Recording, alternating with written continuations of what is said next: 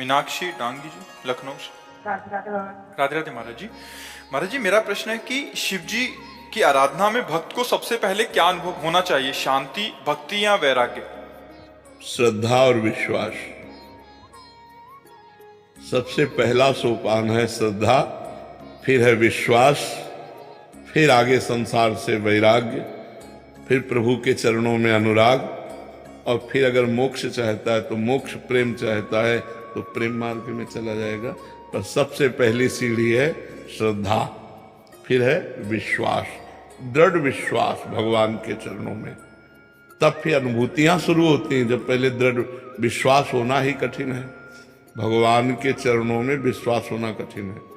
माया ऐसे ऐसे लीलाएं कर देती है तो हमें लगता है पता नहीं भगवान है भी कि नहीं, भगवान हमारी बात सुनते हैं कि नहीं सुनते, भगवान हमारी बात बनाएंगे कि नहीं बनाएंगे।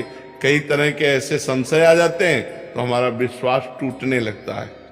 और हमें लगता है भगवान से हमें प्रार्थना करनी चाहिए कि हमारी श्रद्धा आपके चरणों में लगे, हमारा विश्वास आपसे जुड़े। अगर श्रद्धा और विश्वास है तो वैराग्य, अनुराग, ज्ञान सब कुछ आ जाएगा। पहले हमारा श्रद्धा और विश्वास। श्रद्धा कहते हैं शास्त्र और संतों के वाक्यों में बिल्कुल यथावत बुद्धि रखना, अपना क्यों में ना लगाना। और विश्वास कहते हैं भगवान हैं, वो हमारी बात सुन रहे हैं, वो हमें बहुत प्यार कर रहे हैं, वो सुहृद हैं हमारे, उनसे बढ़कर कोई हमारा नहीं। ऐसा दृढ़ विश्वास हो तब आगे उन्नति प्राप्त होती है। कृपा सिंधु शरण जी, श्री हरिवंश महाराज जी। महाराज जी, आपके चरणों में कोटि कोटि नमन।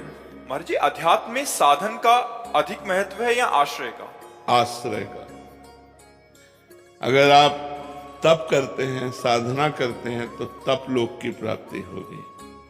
लेकिन यदि भगवद आश्रित हैं और कोई त्रुटियां भी हैं, ऐसी समस्याएं भी हैं जो नहीं होनी चाहिए और आपका शरीर छूट जाता है, तो आश्रय से भगवत प्राप्ति होगी।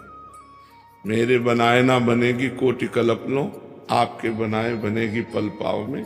हर समय जितनी हम में ऊर्जा शक्ति है वो हम लगाकर भजन करेंगे। जितनी हमारी बुद्धि काम कर रही है हम गलत आचरणों से बचेंगे। लेकिन इससे भगवत प्राप्ति हो जाए ये हमारा विश्वास नहीं। हमारा विश्वास है कि आपकी कृपा से आप मिलते हो। किसी तपस्या या भजन के द्वारा भगवान को खरीदा नहीं जा सकता, भगवान को विवश नहीं किया जा सकता। भगवान के होके भगवान को विवश किया जा सकता। कितना विवश हो सकते हैं? अर्जुन जी जहां खड़े होते हैं और उनकी जहां पादुका होती है वह अखिल कोटि ब्रह्मांड नायक परात्परीश भगवान श्री कृष्ण सारथी के रूप में बैठते हैं। इतना विवश हो जाते हैं अपने जनों के लिए। अपना जन आश्रय से होता है, मैं आपके आश्रित हूं। आश्रित की चिंता होने लगती है आश्रयदाता को। जैसे आपके दरवाजे पे एक कुत्ता बैठे, आपसे कोई मतलब नहीं, लेकिन वो कहीं जाए ना, तो आप अपने आप उसके भोजन की व्यवस्था करने लगेंगे। एक दिन न सही, 2 दिन न सही, जब आप देखोगे जाते नहीं, दरवाजे पे बैठा रहता है, तो 2 रोटी लेके निकलोगे और डालने लगोगे।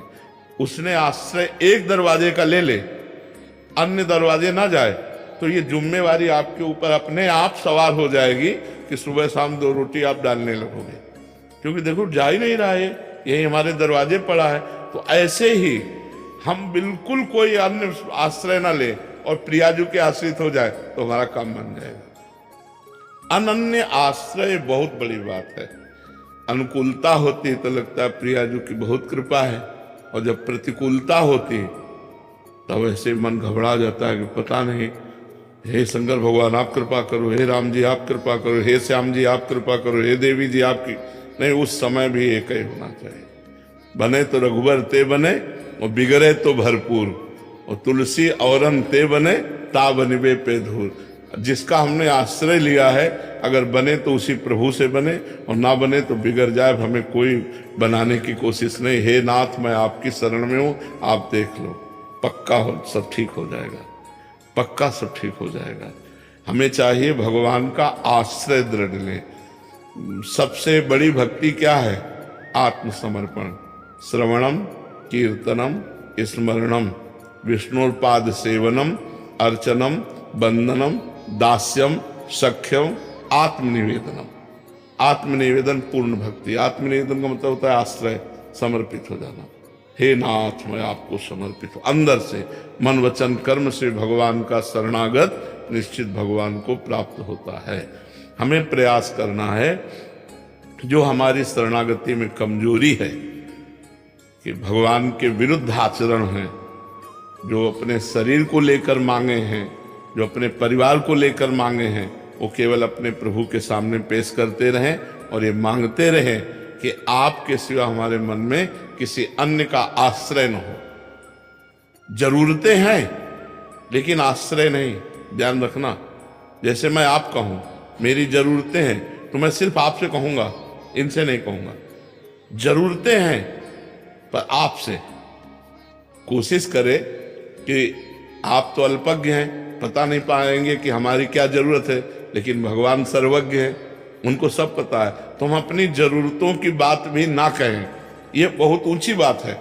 लेकिन अगर कहें तो सिर्फ अपने प्रभु से, जो हमने प्रभु को अपना माना है, राम रूप, कृष्ण रूप, राधा रूप, शिव रूप, हम उसी से बात करें कि ये जरूरतें यद्यपि हमें आपसे नहीं कहनी चाहिए, पर हम अज्ञानवश कह रहे हैं ये जरूरतें, पर आपसे, औरों से नहीं। तो ये अनन्य आश्रय जो है ये बहुत जल्दी भगवत प्राप्ति करा देता है। नहीं तो जन्म जन्म जतन करते रहो, कोई त्रुटियां होती रहती हैं और भगवान से मिलने में बाधा पहुंच जाती है। पर अगर आश्रय लिए हो तो त्रुटियां होने पर भी भगवान कृपा करके अपनी शरण में ले लेते हैं।